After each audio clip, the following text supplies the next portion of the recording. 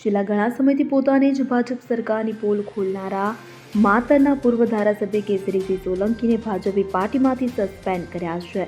તેમને પક્ષ વિરોધી પ્રવૃત્તિ કરવા બદલ સસ્પેન્ડ કરવામાં આવ્યા છે. તેમને 2 દિવસ પહેલા જ લેંબાસીમાં બુટલેગરને ત્યાં રેડ કરીને દારૂની બોટલોનો વિડીયો બનાવ્યો હતો અને સોશિયલ મીડિયા પર વાયરલ કર્યો હતો. ત્યારબાદ તેમને સસ્પેન્ડ કરવામાં આવ્યા છે. તેમજ કેસરીસિંહ સોલંકી છેલ્લા ઘણા સમયથી અમૂલ ડેરીનો ભ્રષ્ટાચાર ઉજાગર કરી રહ્યા છે. તેઓ ભાજપમાં હોવા છતાં પોતાની જ પાર્ટીની પોલ ખોલી રહ્યા છે.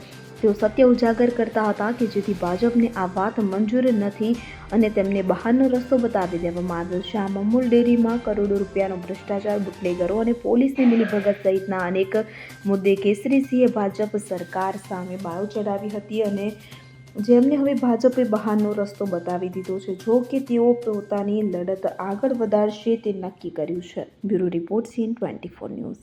હવે જુઓ દેશ દુનિયાની તમામ ખબરો તમારી આંગળીના ટેરવે.